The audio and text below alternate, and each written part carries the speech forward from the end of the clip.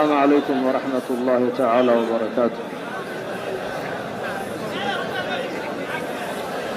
السلام عليكم ورحمة الله وبركاته. الحمد لله إن الحمد لله نحمده ونستعينه ونؤمن به ونتوكل عليه ونعوذ بالله من شرور أنفسنا ومن سيئات أعمالنا من يهده الله فلا مضل له ومن يضلل فلا هادي له ونشهد أن لا إله إلا الله وحده لا شريك له ونشهد أن سيدنا ونبينا محمدا صلى الله عليه وسلم عبده ورسوله المبعوث رحمة للعالمين بين يدي الساعة بشيرا ونذيرا وصلى الله تعالى على خير خلقه محمد وعلى آله وصحبه وسلم تسليما كثيرا.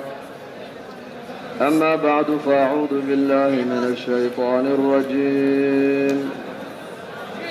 إن الذين قالوا ربنا الله ثم استقاموا تتنزل عليهم الملائكة ألا تخافوا ولا تحزنوا وأبشروا بالجنة التي كنتم توعدون نحن أولياؤكم في الحياة الدنيا وفي الآخرة ولكم فيها ما تشتهي أنفسكم ولكم فيها ما تدعون نزلا من غفور رحيم. ومن أحسن قولا ممن دعا إلى الله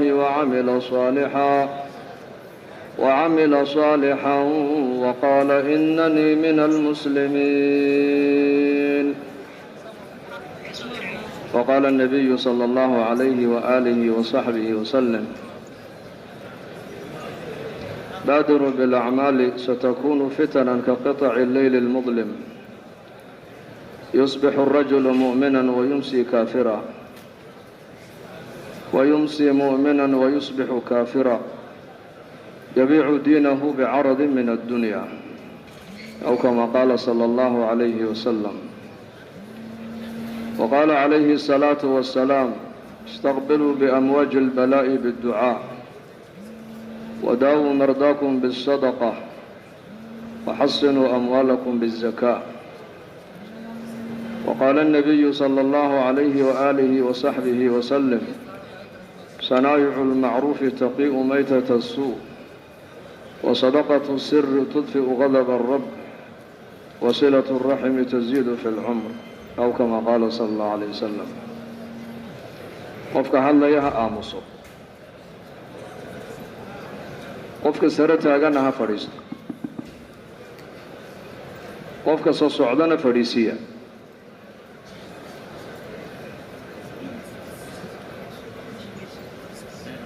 السلام عليكم ورحمة الله وبركاته.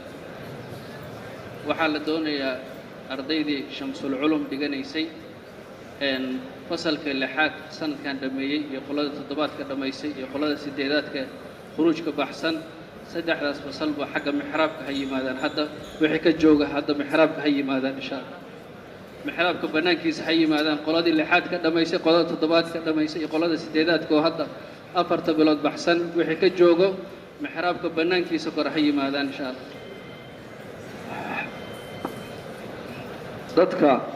dadka hadlaya ha aamusaan, dadka taagana ha fadhiistaan. hadday iyaku fadhiisanayna idinku fadhiisiya, nin walba ninka ku dul jooga fadhiisa dheh. qofka soo socdana yar fadhiisiya. masaajidkii nabigeena calayhi salaatu wasalaam mar walba waxaa ka socon jirtay xalaqaad diintaa lagu baran jiray, qur-aankaa lagu dhex akhrisan jiray. nabigeena calayhi salaatu wasalaam oo masaajidkiisii xalaqad ku haya ayaa 3 nin baa soo agmartay. midi majliskii buu meel bannaan ka helay, meeshii bannaanayd buu buuxiyo uu fadhiistay. midna majliskii buu cidhiidhigii iyo hantaaqdii buu kala xishooday, dhinacii danbuu ka fadhiistay. midna majliskii buu sidaa u eegay, waa iskaga jeesto uu iskaga tegey. rasuulkeennu calayhi salaatu wasalaam markii dambe saddexdii nin buu nebigu macneeyey. markaa buu yidhi kii meesha furjadda helay ee soo dhowaaday, ilaahay naxariistiisii buu u soo dhowaado, ilaahay raxmaddiisii buu u dhoweeyey buu rasuulku yidhi. ma maqlaysaan? bal ninkii dhegaysanaya maqlib gacanta taag. maasha allah, si fiican baad u dhegaysanaysaan. fadhiista weli dad baa soo socda. inta dadkaa soo socdaan inaan fadhiisanaa fiican. dadka halkaas sare jooga, halka dhinacaas masaajidka xaggana iska bannaanee soo socda, xaggaa u socda, xagga dambe waa iska bannaan.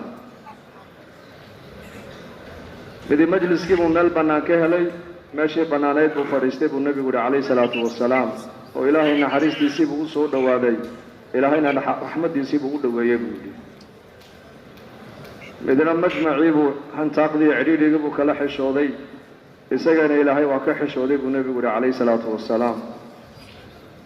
midna majliskii naxariista iyo barakaadka iyo raxmaddu ku soo degaysay buu ka jeestay, isagana ilaahay baa raxmaddiisii kala jeestay buu rasuulku yidhi. mambarka isagoo taagan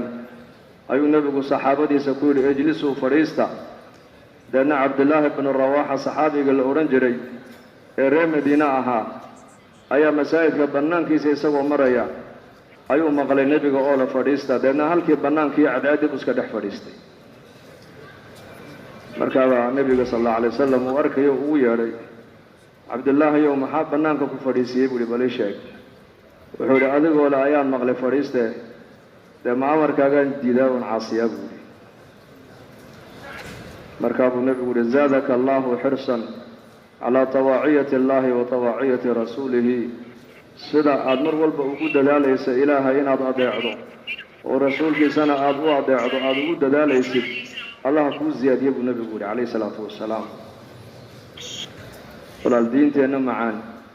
waxayna amraysaa inaan ismaqallo, oo aan is adeecno, oo aan is ixtiraamno, oo aan isku naxariisanno, oo aan kala dambayno. khudbad salaaddii fajar markuu nebigeenu ka baxay buu nebigu mambarka fuulay. siduu u hadlaayey ayaa nebiga lagu yidhi salaaddii duhur baa gaadhay. uu ka daadego salaaddii duhur buu saxaabada tujiyey. haddana mar danbuu ku noqday mambarkii. siduu u hadlaayey baa nebiga lagu yidhi casarkii baa gaadhay. haddana casarkii buu usoo daadego waa tujiyey. haddana uu ku noqdo nebigu, haddana wacdigii buu sii bilaabay. siduu u hadlaayey baa nebiga cadaadu u dhacday baa la yidhi. bayaanka nebigu uu bilaabay bacda salaati alfajar goor buu ka daadegay?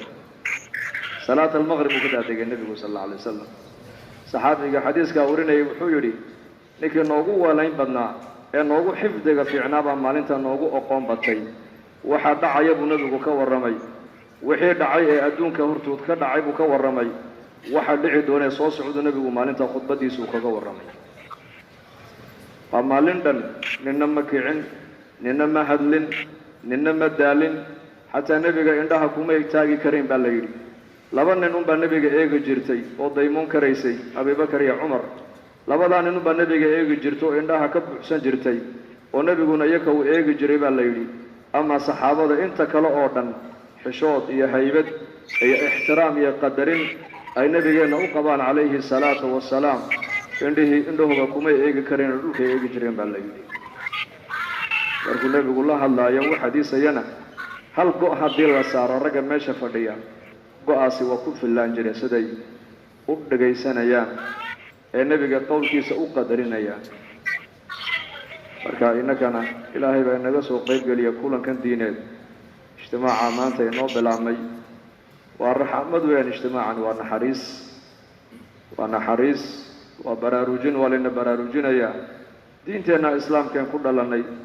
ee jacayladeedii hadda inaga muuqato. kulligaan waxaan isku celcelinayna waa jacaylo weeyaan. jacaylo diinad baa inaga muuqatee qof jacayl maha waxaad u timaadeen. halkani waa alla jacayl, diin jacayl baad u timaadeen.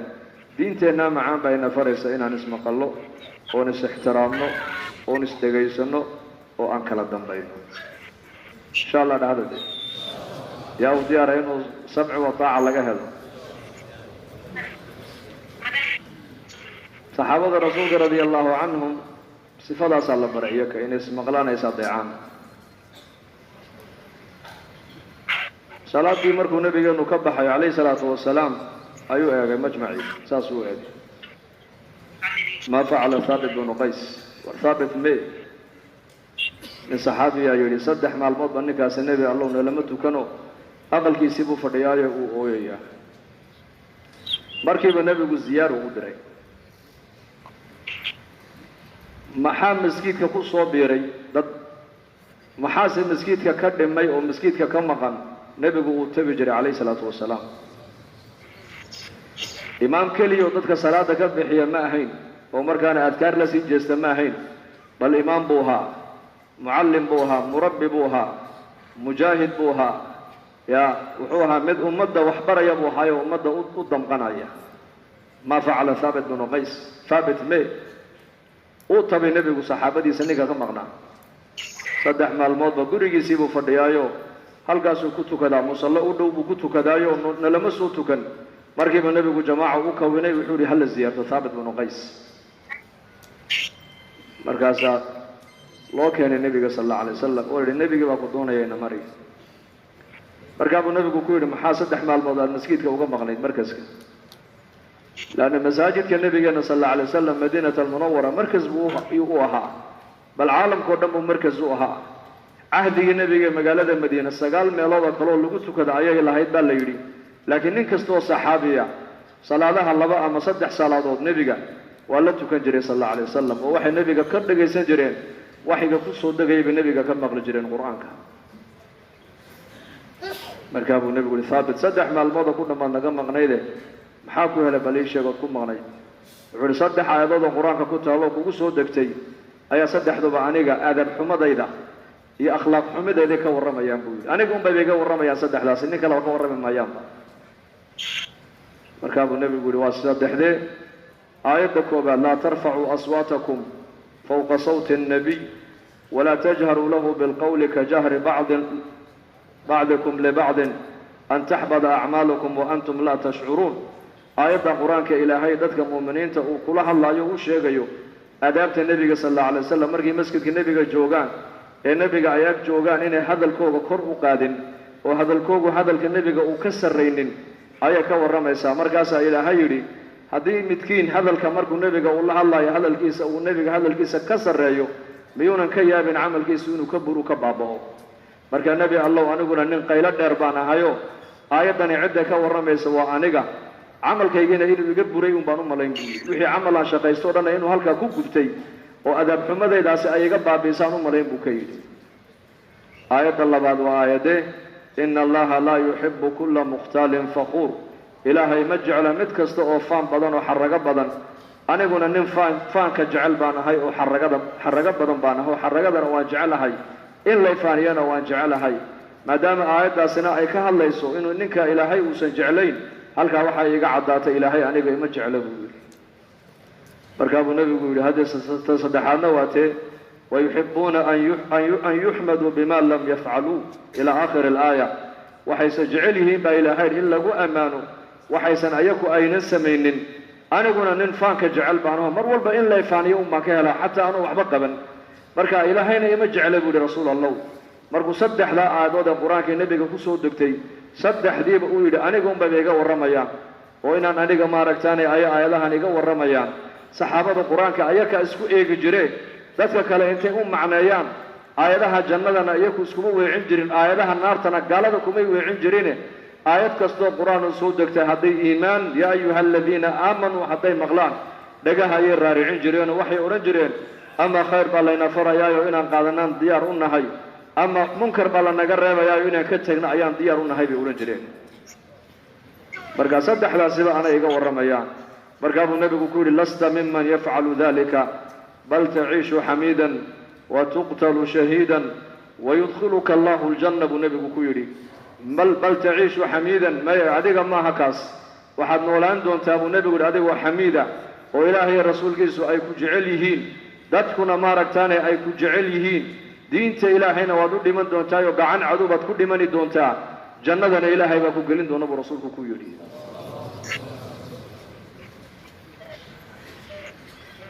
aadaabta ayay qur-aanka ka barteen asxaabtu, dhaqan wanaagsan. aadaabtuna diinteenna islaamka waa furihii weeyaan. hadduu qofku aadaab u lahayn diintu qalbigiisa maba galaysaba.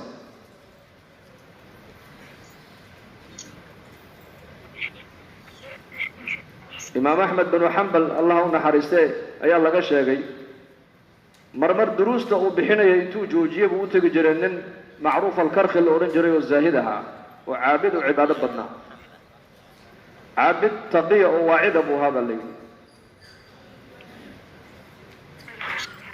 ardaydiisii iyo sheekhu markay yimaadaan ee wacdiga sheekha ay dhegaystaan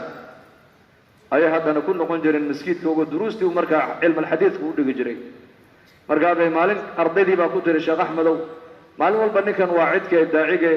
ee maaragtaan zaahidkaad noo geysaaye adaa ka aqoon badane maa duruusta aad noo wadidaa maxaad noogu kala goynaysaa? wuxuu yidhi cilmiga aan dhiganayna haayihiisu waa zaahid, zuhdiga ninka uu gaadhay in lagu gaadho unbaa la doonayaa buu yidhi. waa ka cilmi badannahay isaga, laakiin isagaa naga camal badan buu yidhi, isagaa naga cibaado fiican buu yidhi,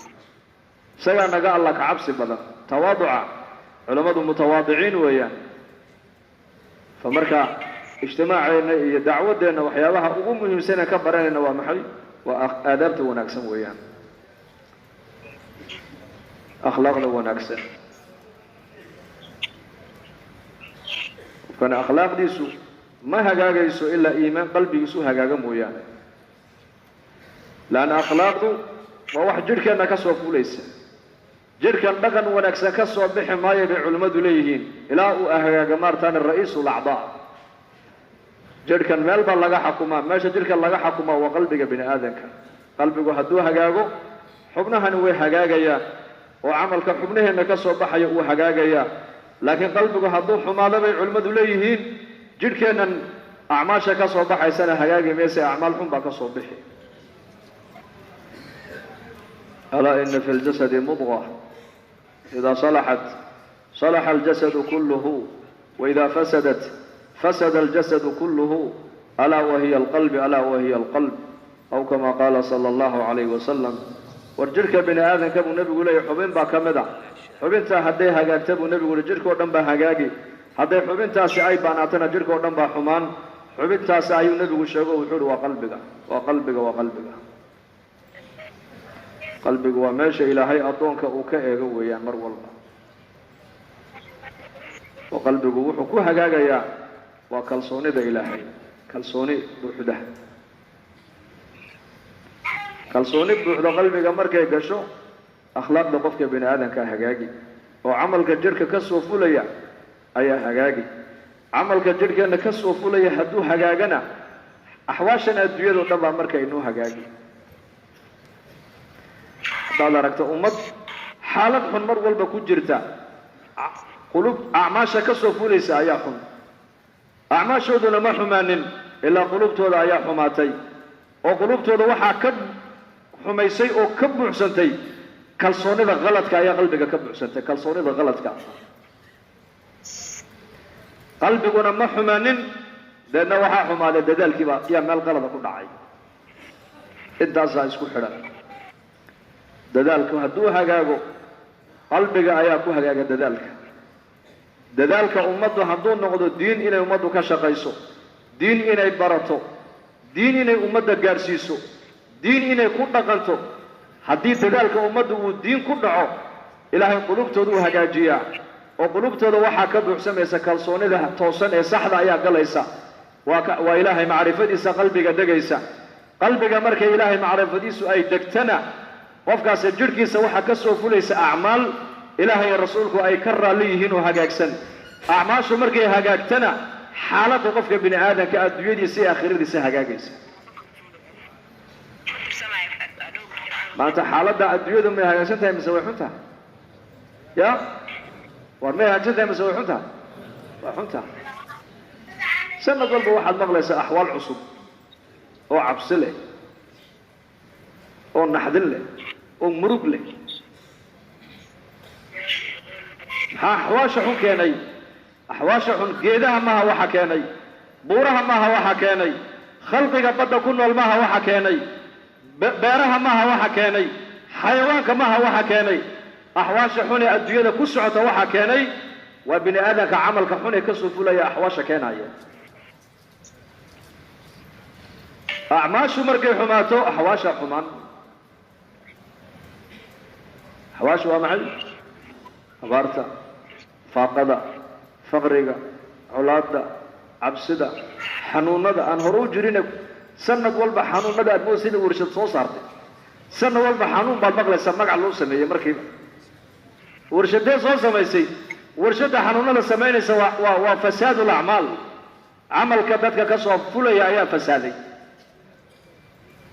عمل كنا ما فساد إلا قلبك يا فساد وعقيدة دي بفساد ما أنت وكالصوني دي بفساد كالصوني دي إلهي الله قبلها أيا أنت الله قوي عدب الله يلا يقسم مخلوق إلهي غير كيف الله تعلق مي يقينتنا ما فساد بعلمة إليه إلا وحا فساد جهدك ذلك أيام مال قلل قدعي صلاحيتي لا مال علم عدد قدادنا إنسان لأن مركز إلهي وحو صرفها يا مركز أعماش النبي إلهي وحو صرفها ظهر الفساد في البر والبحر بما كسبت أيدي الناس فساد مع عالم كما أنت فساد كصوت ظاهرة المحاكمة أوار بيلان علاد عبسي قاجو فقري حنونا عن هوري اللهم قال محاكمة فساد محا فسادي بما كسبت أيدي الناس حيوانك كسبت إلهي مؤرن كلو سمك يا كسبت إلهي مؤرن بورها كسبت إلهي مؤرن درتي جيلها كسبت إلهي مدهن إلهي وحلي بن آدم كقعمه بيبكو كسبنا وحم عمل كيف فسادت لأن أحوال فساد خلافة عمر بن الخطاب الله رأى لك النقطة أيام قال مدينة وحا كدعي يعني أغاقاركي أبار با كدعي حوليه با دمادي markii dambana dadkii baa dhamaadan leeyahay markii hore xoolihii baa dhamaaday dadkii miiga degana xoolihii markay ka dhamaadeen magaaladii Madiina ku soo yaaceen dabcan magaalada lagu soo jabaa marka dambe Umar ibn Khattab dadkii buu dhiiri geliyay uu tarqiibiyay wuxuu yiri war dadka hal caawiyo nin walba marka wuxuu haysto xagga dambe dhigtay uu ummadii siiyay marka waxa la islahaa abaartu way kici doontaa roobkii xilligii roobka fiya bilaami doona ولكن أبارتي ودبر ديراتي هدنا عمر بن الخطاب ورقد انتو قريب عمر بن عاص ومصر جوغو الله اللي وعود أبار دبر ديراتان يشي وحادا يسا الصودر وحالي السفر وحو الصودري انتي سيب مدحي سينا أي مدينة صوغ شيء انتي سبتن بنا مصر ولي كسو بحيس سفر كانت تقول لك داري بر يا دقيق يا وحل عنو دبو السودان هدنا أبارتي ويسيد دبر ديراتي لا تتكي أي بنتين مركيد دمبي للصحابة كمذا أيا نفير أو هرب يصير بالقلاء نفكن عد حونا كذا صباحه وعلى هيلب وكوى وهو هريك يلا فقوم بس كده جنبه مركز نفكي ملا كم دعكر هل كان يفوز كده وما لحق بصدي ومحمدا مسكين كنا يقول صوغ علي لأن هل كي بلاه كبريي لأن النبي هل كي الروضة دي نبي بايوس يحري منام بقار النبي عليه الصلاة والسلام يا رسول الله دبعتنا سنقول علي مرقاب النبي يقول عمر صلاني قارسي وعنا بكتر على عمر وصدق كمان مودين محاكم علي صدق كمان مودين عمر سنقطة عمر أو الرشد يا عمر هرددي بكاك عينك وعمراء عمر بوي مدي منام كي بو شيغي فريت النبي بو سو ديبي عليه الصلاه والسلام عمر مسلمين في صحابتي بو كل ميو يري وعد فريت ابو النبي بو اي سو دري ميان وعدي واد وعتا لغا يدها طريقي احواش لو حلنيي واد كوعتا لو يدي حل الاحوال ومحي بالاعمال احوال هديت ما دعاهدي النبي وحا لو حلن جري اعمال روب لان هدي دعدو صلاة الاستسقاء بالله تكجري مساجد كالله قلي جري والله صوم جري إلهي بالله بري جري أمة وحا لغو ترغيب جري تغيير الأعمال هي التوبة بالله ترغيب جري أذقنا ها عمر بن عاص ومصر جوغان معاونة كدلبتين بالله يري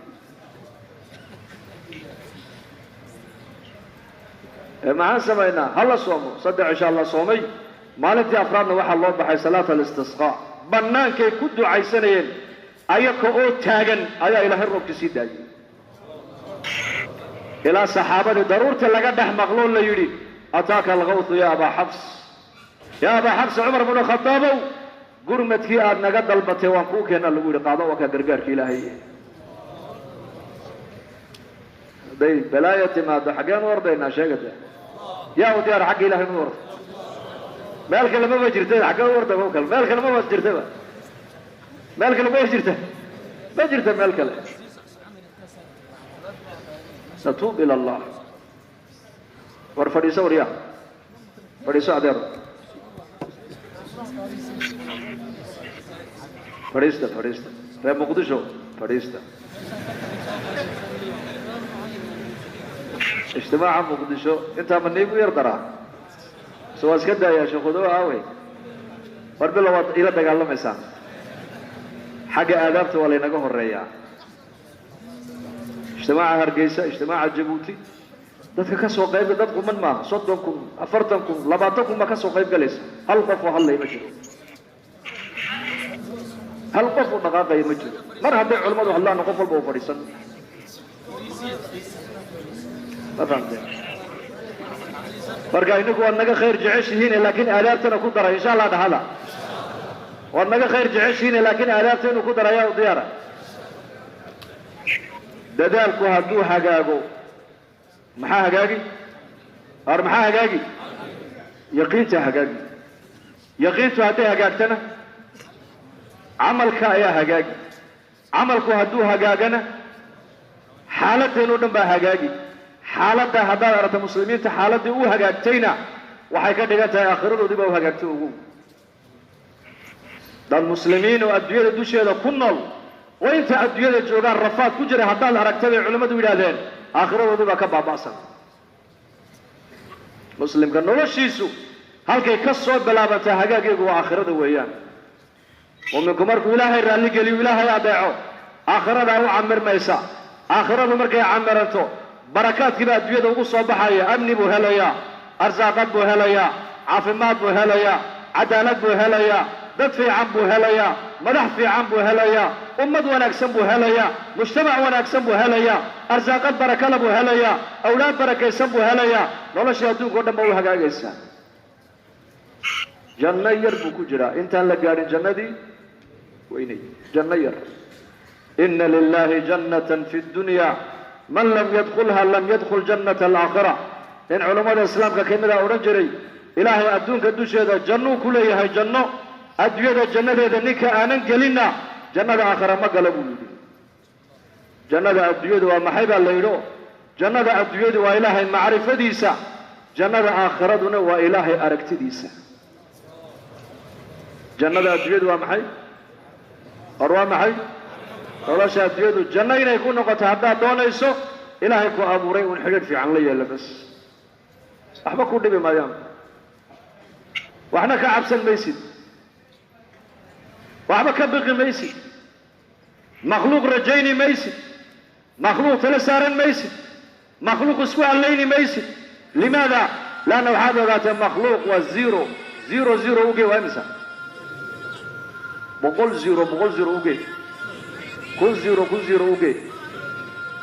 zerogu wuxuu qiimo yeeshaa waa markuu numberku raaco hal zero marka uu 1 uu raaco maxay waa imisa waa 10 laba ebere markay hal raacdana waa 100 saddex ebere markay hal raacdo waa 1000 daa'iman zerogu keligii qiimo ma leh zerogu wuxuu qiimo ku leeyahay number markuu raaco weeyaan makhluuqu waxa uu awood leeyahay ma jirto waxa uu manfacayo madarro leeyahayna ma jirto makhluuqu wuxuu dhib iyo dheef u yeelan karaa waa marka ilaahay cilaaqa ula yeesho makhluuq markuu ilaahay abuuray uu garto unbuu qiimo yeelana ugu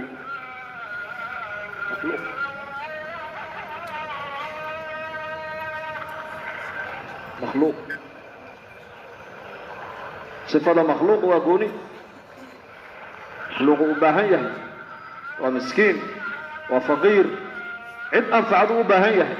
hadday dhibaata la soo daristo cid dhibaatada ka fayd u baahan yahay ilaahayse waa khaaliq qawi dhib iyo dheef isagaa haya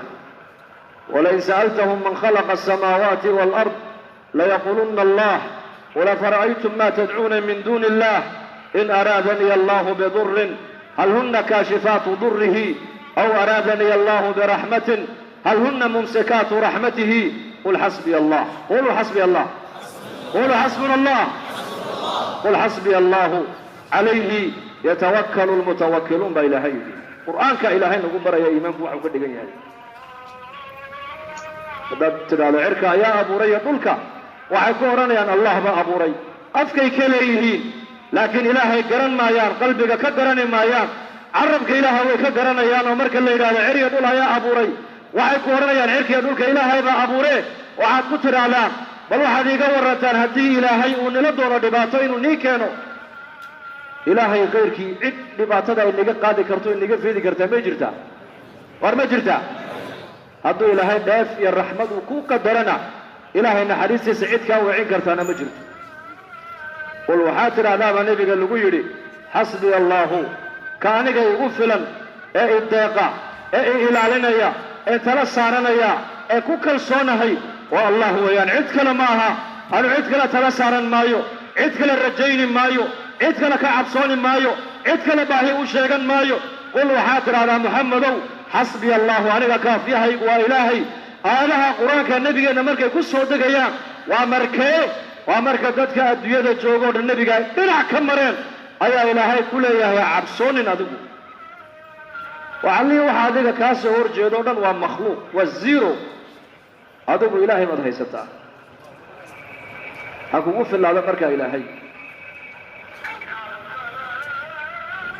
هكو في الله هكو دق مركز القرآن كنا سودك يا قرآن وكلا نقص عليك من أنباء الرسول ما نثبت به فؤادك وجاءك في هذه الحق وموعظة وذكرى للمؤمنين آياتها قرآن كن مكة السودك ينا وحكى لك ورمي ما يارين تودا بدنا وحكى ورمي إن قلبي يا نبي محمد يقين تيكل صوندا إي عزيمة الله السقو آية قرآن كن مكة قولك ورمي تصدي إبراهيم بان نبي الله ورمي النبي إبراهيم أدون قولن باكوري بدأ النبي إبراهيم أدون قولن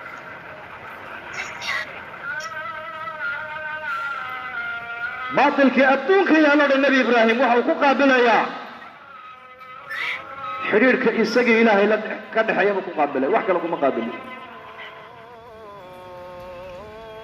نمرود أفرتين يا بقوري أدون كسو مرتب النبي قولي لبنا قال هايان وبرو نمرود يا بخت نصر لبنا مسلمين بهايان النبي قولي ونبي الله سليمان يا ذو القرنين لبدي أدونك لبدي قال أدونك صوح كنت ننك مدع أيها إله النبي إبراهيم دعوة سكور جي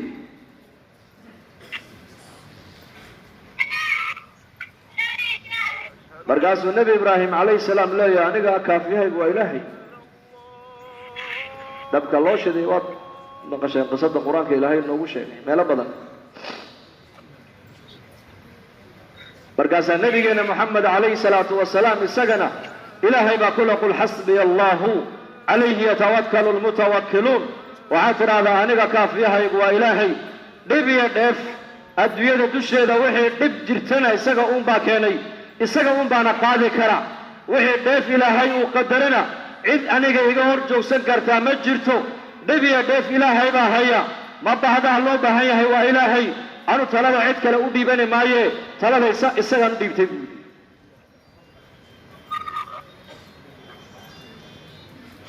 سجى يقول فلان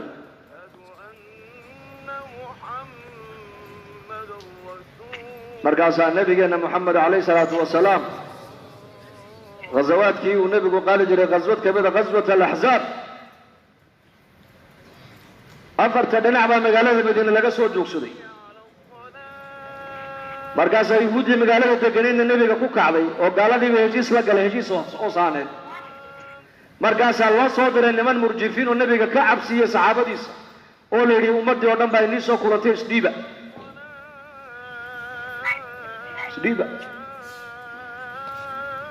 الذين قال لهم الناس إن الناس قد جمعوا لكم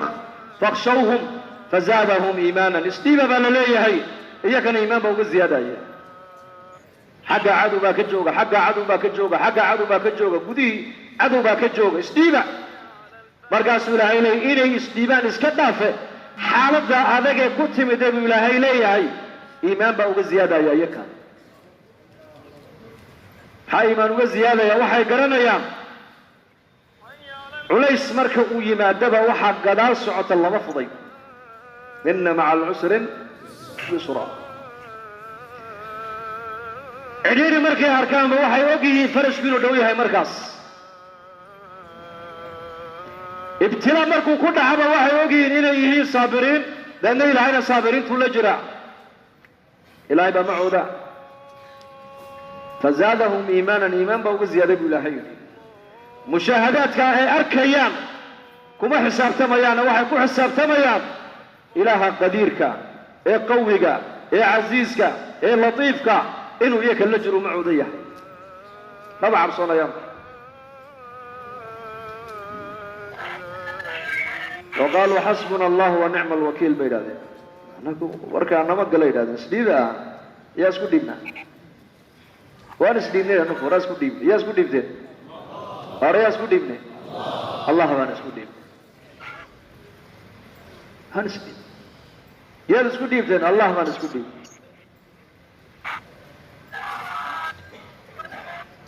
إلهي وأمر قاري مركز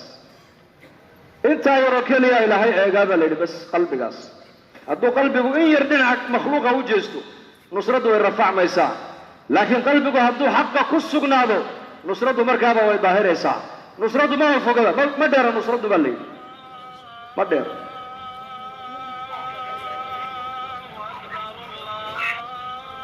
intaa yar baa loo baahan yahay muslimiintu inay dhibaato kasta oo la soo dariista ay yidhaahdaan annaku ilaahay baan haysanaa حرق إلهي بان هيسنا صيا إلهي نقول فينا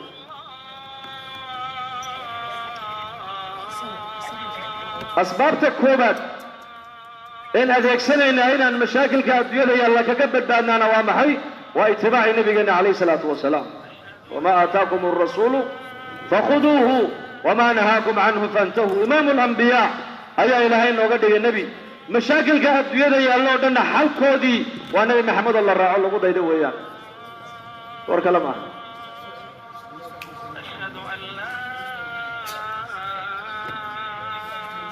مشاكل كأدون كي يلا ودنا هدو هرو جري هدو مال تجرو هدو جري دونو حلق واتباع والنبي محمد الله رأى صلى الله عليه وسلم هذا الزمن كان نمك حنوك هرقب كي أدونك أو دم لقو شيء حلك وحا الله أركي ما تقانا إن النبي محمد هذا الكسل الرعا تصبح الله أركي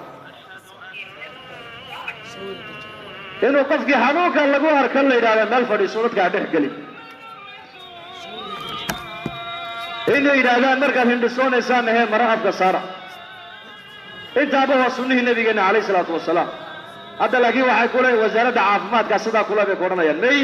inta waa xadiis rasuulkeena oo nabigeena sheegay meel hadaan maqashaan daacuun baa ka dhacayna ha gelina hadda joogtaan ha ka bixina markuu hindhisoonay nabiga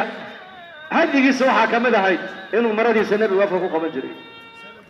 oo soodkiisana hoos u dhigi jiray hadalkiisa markuu hindhisoonayo mashaakilka la faraasi meel kasta la faraha dhaqla faraha xasha sunna waxa nabi maxamed uu noo jideeyay markuu qofku hurdada ka soo kaco markuu waxa warayso sameyn waa maxay inuu gacmaha iska dhaqo gacmihii nabigu dhamayda waa sunna salaada marka la tukanayo gacmaha hore la meeydo waa sunna cuntada marka la cunayo biyo kor ka yimiday in lagu meeydo waa sunna marka laga kacana in faraha laga masaxaa dufanka waa sunna sunnahaas maanta caalamka dhan ku wada dhaqmaya sanurihim ayatina fil آفاق وفي أنفسهم حتى يتبين لهم أنه الحق أولم يكفي بربك أنه على كل شيء شهيد آياتك إلهي جل وعلا زمن كان ما أنت والظاهرية وعلى تسد بشرك ضعفك سبا إلهينا تسد ضعفك حبان قادني حبان عرقنا وحبان كهورتقنا وان هرومرني مي وحي ودن وحال ليدي إلهي وحكو سوء عليه 0 0 0 0 وعلى محمد قادم nebiga 1400 sano ka hor adduunyada aan u soo dirnay zamankii awrtiya dameeraha la isticmaalayay joogay qowlkiisa iyo sunnihiisa ku dhaqma saa dhibaatada maanta inagu dhacdaad uga badbaadaan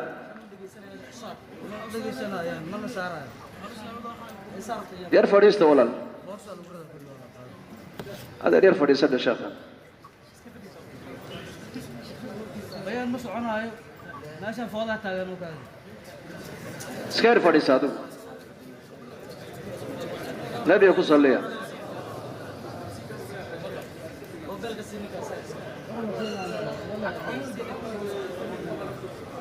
ولا ليال وصلي رسول كنا الله ينودم بدافع markaad sunnihii nabigeena calayhi salaatu wasalaam ayaa mashaakilka adduunyada yaallo dhan maanta xal u noqday sawa inaan ku faanna sunnaha nabigeena soo maha inaan raacno ku dayano cid kale markaa ha ku dayan itaacadda nebiga waa lagu hanuunayaa wain tutiicuuhu tahtaduu haddii nebi maxamed la adeeco la yeelo hadalkiisa waa lagu hanuunayaa waatiicu llaha waarasuula lacallakum turxamuun haddii ilaahay nebi maxamed la raacana waa laynoo naxariisanaya waa laynoogu naxariisanayaa waman yutic allaha warasuulahu faqad faaza fawzan cadiima haddii ilaahay rasuulka la adeecana waa lagu daba liibaanayaa itaacadda nebigu waa hidaayad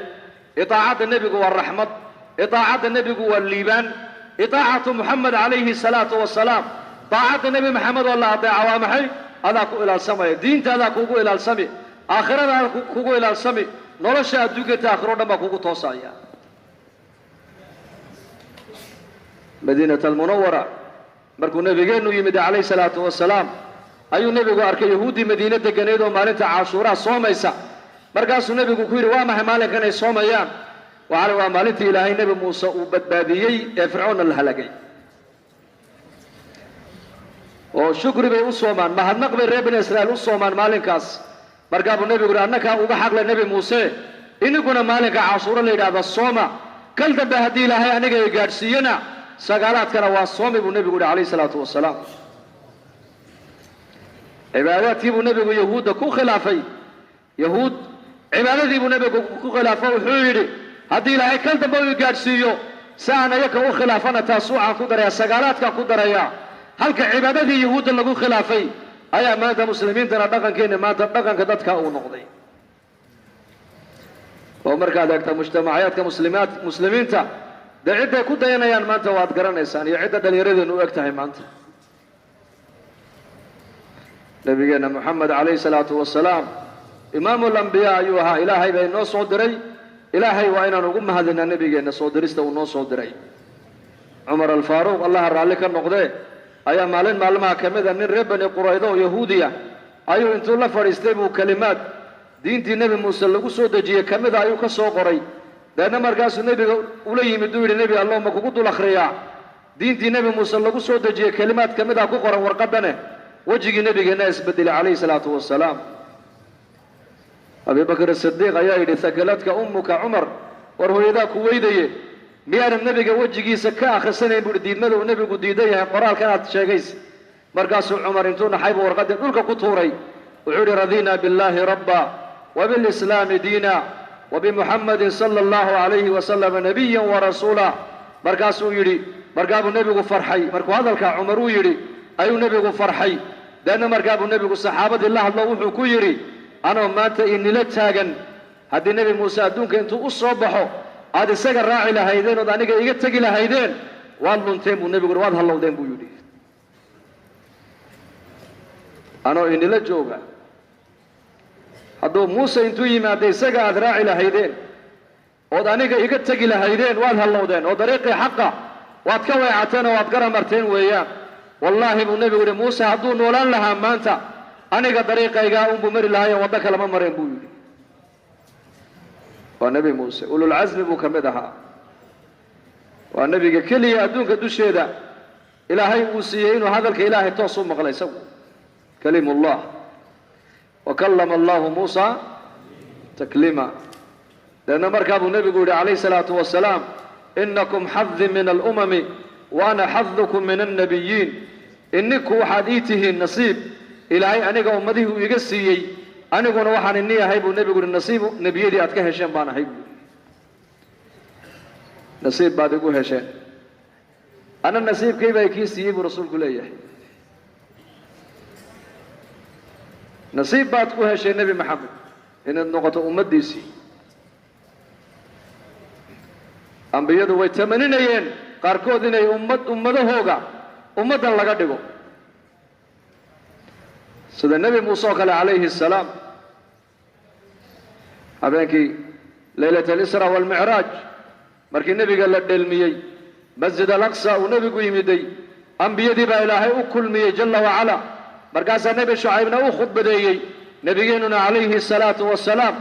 waxa uu noqday imaamu alambiyaa halkaasuu nebiyada salaad ku tujiyo uu imaamu ilaahay uga dhigay dabeedna halkaasaa jibriil baa ka qaaday calayhi asalaam laylat alisra waalmicraaj ilaa samaa'i addunya samadu albaab bay leedahay u garaacay jibriil markaasaa lagu yidhi ayaa albaabka garaacaya waa jibriil ayaa kula socda waa muxamed calayhi salaatu wasalaam miyaa loo yeedhay haa addoonkana nicmo ilaahay u yeedhay bay yidhahdeen oo markaasaa albaabkii laga furay samada dabeedna halkaa waxa uu nabiga ugu tegey aabbaheen aadam calayhi asalaam abuna aadam oo dherarkiisu yahay 60 diraacan fi samaa oo ilaahay uu siiyey joog iyo qurux markaasaa nebi aadana wuxuu arkaa nebigeennu xagga midig markuu daymoodana farxaya xagga bidix markuu eegana maaragtaane naxayo murugoonaya markaasuu nebigu ku yidhi jibriilow shakhsigani waa ayo ilaahay quruxdan iyo karaamadan u siiyey markaasuu yidhi waa abulbashar aadam weeyaan calayhi asalaam marna xaggaa buu eegaa uu farxaa marna xaggaa buu eegaa uu murugoodaayo maxay ka dhigan tahay ii sheeg xaggay midig markuu eegana waxaa la tusaa awlaaddiisa inta wan wanaagsan ee jannada galaysa qaa'imadooda ayaa la tusaayo uu ku farxaa xagga bidix markuu eegana waxaa la tusaa awlaaddiisa inta xunxun ee naarta lagu daadinayaa la tusaa deedna waa ka murugoodaa buu yidhi ilmaha labada wiileed dhashay hadduu mid fiican yahay oo war fiican lagaaga keenana waad farxi haddii ka xun war xun lagaaga keenana waad nixi aabbaheen aadam maxaad u malaynaysaa abulbashar oo waxa bani aadan adduunka joogoo dhan ay yihiin ilmihiisii ubadkiisii inta wanaagsanna weliba ay kooban tahay inta wanaagsan iyo inta xun midka badan inta xun baa badan basharka markaasuu inta wanaagsan marka la tusana uu farxaa inta xunxun ee naar ku hoobanaysa marka la tusana uu ka murugoodaa haddana uu tegay samada labaad nebiyullaahi yaxya iyo nebi ciise laba habra wadaagu nebigu ugu tegey haddana maaragtaane waa dhaafay nebigu samada saddexaad nebiyullaahi yuusuf calayhi salaam buu ugu tegay yuusuf waa nebi aabbihiina waa nebi awowgiina waa nebi awowgiisa labaadna waa ibraahiim alkhaliil calayhi salaam markaasuu nebigu uhi nebi yuusufo waxaan u tegey quruxda aadam awlaaddiisa ilaahay u qadaray kala badh isaga lagu deqo ilaahay uu siiyey uma haddana samadii afraad haaruun calayhi salaam samadii shanaad nebiyullaahi idriis samada afraad idriis samada shanaadna haaruun samada lixaadna nebiyullaahi muusa calayhi salaam samada toddobaadna wuxuu uga tegay nebiyullaahi ibraahim calayhi salaam ibraahim ayuu la joogay buu yidhi ubadka yaryar buu nebi ibraahim dhex joogay ubad yaryar ubadka yaryar ee yaraanta ku saqiira kuwaas buu iskala xayaadaayay sababta nebi ibraahim uu u helay inuu ubadka yaryar ee yaraanta ku saqiira uu halkaa kula noolaaduu kula xayaada waa maxay baa la yidhi laanna ibraahim calayhi salaam islaantiisii haajare iyo inankiisii ismaaciil ayuu meel cidlo cad intoo la yidhi halkaa iska dhig oo ka dhaqaaq ayuu ilaahay dartii uga dhaqaaqay man taraka shay-an lilah cawadahu allahu khayran minhu qofka shay ilaahay dartii uga tega wax ka khayr badan baa ilaahay ugu beddelaa maadaamuu nebi ibraahim calayhi salaam xaaskiisii haajara iyo ilmihiisii ismaaciil afartaa buurood ee maka ay kacbadu ku dhex taallo oo biyo iyo baad aanan lahayn halkaa intoo la yidhi ilmahaaga halkaa dhig islaanta hooyadiinna u dhaadhici baad iyo biyo waxaad u haysana sii halkaana kaga dhaqaaqoo kaga noqo maadaama oo la yidhi uu ilaahay dartii uga dhaqaaqay waxa ilaahay nebi ibraahim ugu abaalguday inuu samada toddobaad ubadka yaraanta ku saqiir halkaa uu kula xayaado kula noolaado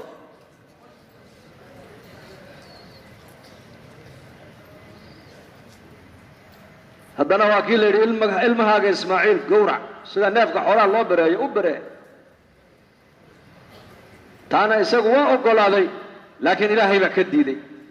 isagu inuu birta mariya uu doonay baa la yidhi uu ku dhaqaaqay laakiin rabbigii baa ka diido oo la yidhi may imtixaan un bay ahayd oo imtixaankiina waad ku